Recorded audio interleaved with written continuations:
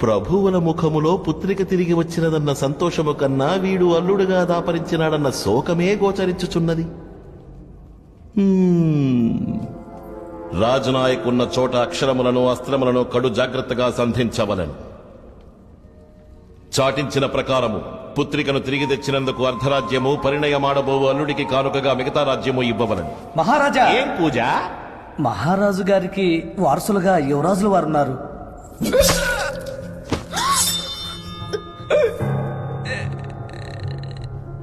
ఉన్నారు కాదు, ఉండేవారు.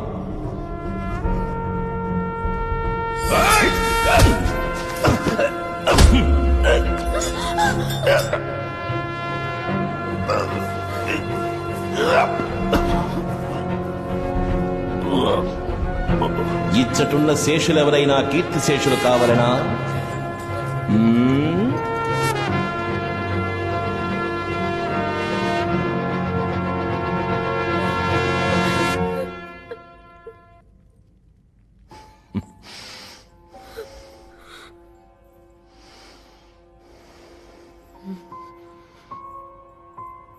ఎవరక్కడ? తీనుగుల నేరి పారేసి పరిణయానికి పట్టాభిషేకానికి సిద్ధం చెయ్యండి. ముస్తాబై వస్తాడు కొత్త పెళ్లి కొడుకు.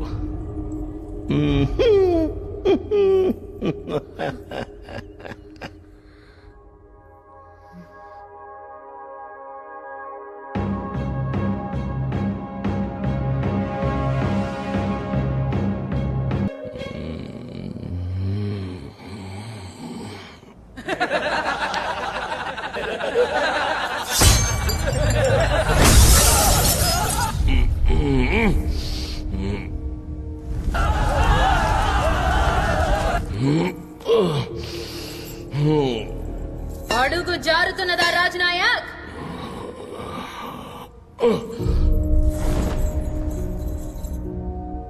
ఇది నీవు నాకు నేర్పిన విద్యగా?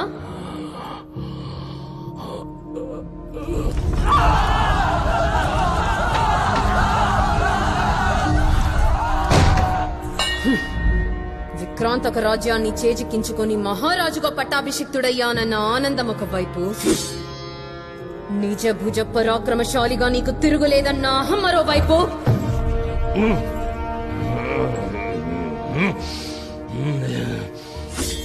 నా జనకుని సోదరుని సఖుని అడ్డు తొలగించుకున్నానన్న సంతృప్తి ఇంకోవైపు. ఎదురుగా అందాలు ముద్దారబోస్తూ కనువిందు చేస్తున్న అతిలోక సుందరిని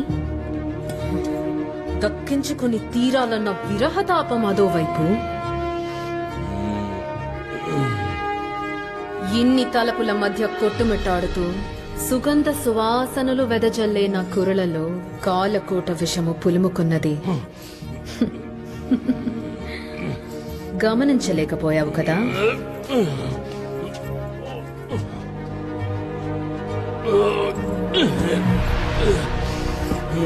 రాజనాయక్, ఈ జన్మలోనే కాదు, ఎన్ని జన్మలెత్తినా నిన్ను మట్టు పెట్టేది నేనే.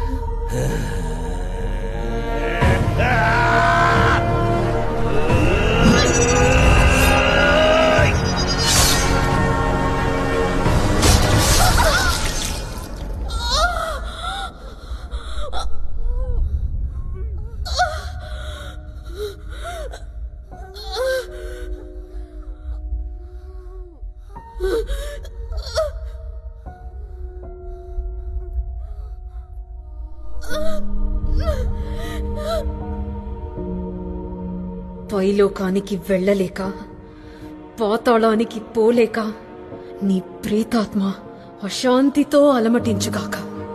ఇది మా రాజవంశ కులదేవత ఆ మహాదేవి మీద ఆనా.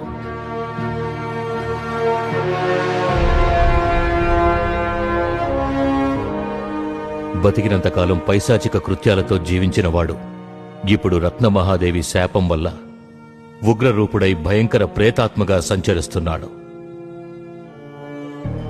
రాజ్యం చిన్నాభిన్నమైంది. రత్నమహాదేవి అంతఃపురంలో రాజనాయకు, అగ్నికి ఆహుతైన అతని అనుచర దళపతుల ప్రేతాత్మలు అర్ధరాత్రి రాజదర్బారు నిర్వహించేవారు. దానికి భయపడి అంతఃపురం చుట్టూ నివసించే ప్రజలు తండోపతండాలుగా రాజ్యం విడిచి వెళ్లారు. అంతఃపురం స్వాధీనం చేసుకోవాలనుకున్న కొందరు రాజబంధువులు మంత్రశాస్త్ర పారంగతులు, తాంత్రిక విద్యా నిపుణుల్ని పిలిపించి పూజలు జరిపించారు.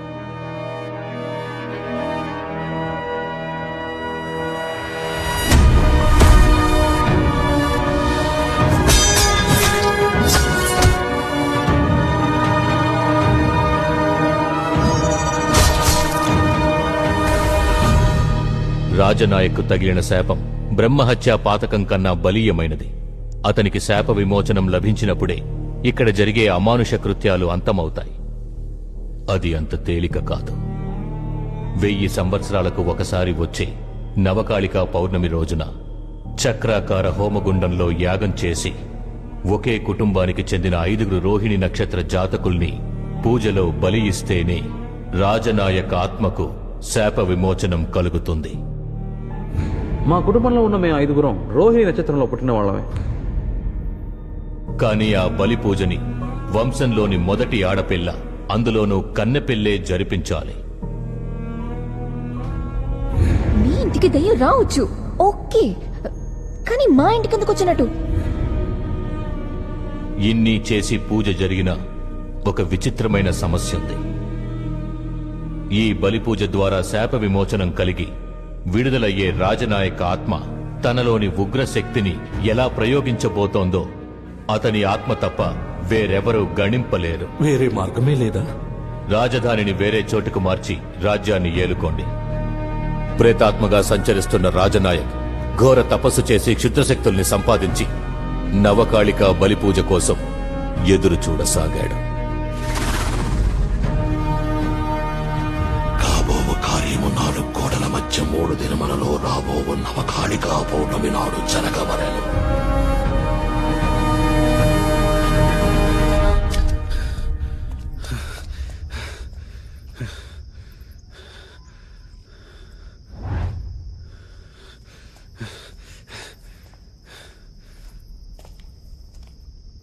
ఏయ్, అడ్డమైంది తీసుకుంటా. అవును, నీకు అక్క ఉంది కదా? ఏంటి అక్క? లేరే. అక్క అంటే సొంత అక్కన? పెద్దమ్మ కూతురు, పిన్నమ్మ కూతురు, కజిన్స్ ఉన్నారు కదా? లేరు. నా ఫ్యామిలీలో నేను ఒక్కతే అమ్మాయి. ఏ అంటే మా వంశంలోనే నేను ఒక్కతే కూతుర్ని. దానికి నన్నేం చేయమంటావు? అక్క లేకుండా నువ్వు అసలు ఎందుకు పుట్టావు? నన్ను చంపడానికి వచ్చావు కదా అమ్మాయి, శనిగ్రహం. Full family లేపేదేమనే. వీళ్ళకైనా ఇంకో నక్షత్రం దొరకనట్టు పిచ్చేమైనా పట్టింది ఆవిడకి? ఏగేసుకొని పుట్టేశారు సచ్చినోడు. ఏమంటున్నావు కాశ్మరా? వాడు ప్రపంచ ముదురు వెళ్ళాను నాన్న. మనం వెలుగులోకి పంపిస్తామని తీసుకురాలేదు, మనల్ని వెలుగులోకి పంపించడానికి గేమ్ ఆడాడు. వాడికి శాప విమోచన కలగాలంటే ఒకే కుటుంబానికి చెందిన రోహిణి నక్షత్రంలో పుట్టిన 5 బలి ఇవ్వాలి. యామిని తన రీసెర్చ్ కోసం ఇక్కడికి రాలేదు నాన్న, వాడే రప్పించాడు. తనే మనందరినీ బలిచ్చేది. ఏంటి నువ్వు ఏదేదో చెబుతున్నావు? అయితే మరి ఆమెను అబద్ధం చెప్పిందా? నిజం చెప్పుంటే ఏం చేసుండేవాడివి? గుండె పగిలి చచ్చిపోయేవాడిని. అందుకే చెప్పలా. ఇంతవరకు మనకే జరగకుండా జాగ్రత్తగా చూసుకున్నాడంటే వాడి పూజకి మన 5 ఖచ్చితంగా కావాలి. అయ్యా, లోపల ఉన్నది మామూలు దయ్యం కాదయ్యా. తలో పక్కన పోతే మొండు ఇంకో పక్కన పోతుంది. లోపలికి ఎవరెల్లా తన్ని తగిలేస్తుందయ్యా. కానీ కాశ్మీరాన్ని మాత్రం లోపలే ఉంచేసిందంటే వేరేదో జరుగుతుందయ్యా. నవకాళికా పౌర్ణమి రత్నమహాదేవి శాప విమోచనము కొరకు ఈ నవకాళికా పౌర్ణమి సమయాన రోహిణి నక్షత్రాన్ని ధరించిన 5గురిని బలి ఇచ్చినప్పుడు మరలా పునర్జీవుడవుతాడు ఈ రాజ్ నాయక్. ఎక్కడికి వెళ్తున్నావురా? దెయ్యాల కొట్టని ఎవరో బాంబులు పెట్టి పేల్ చేస్తున్నారంట. ఊరంతా దాన్ని చూడడానికే పోతున్నారు.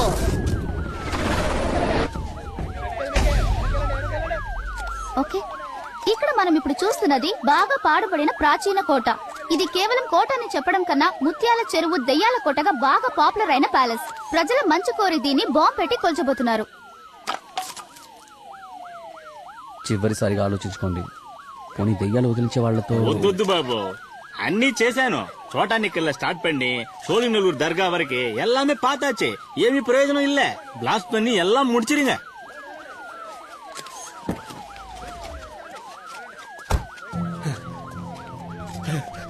Welcome sir. ఏంటి ఎగత్తాళ? 500 కోట్లు, పార్టీకి సంబంధించిన ముఖ్యమైన డాక్యుమెంట్స్ మొత్తం కాజేసి ఫ్యామిలీతో సహా లోపల తిష్టేశారు. ఆర్డర్ చేస్తే నాకు మిగిలేది బూడిదే. సార్, పబ్లిక్ చూస్తున్నారు. ప్రెస్, మీడియా వాళ్ళందరూ ఇక్కడే ఉన్నారు. ఈ టైంలో ప్రాబ్లం చేయొచ్చు సార్. లోపల ఉన్న దెయ్యం 1000 బాంబులతో సమానం. నా కళ్ళారా చూసిందే చెప్తున్నాను. ఈ బాంబులు వాళ్ళు ఏమి చేయలేవు.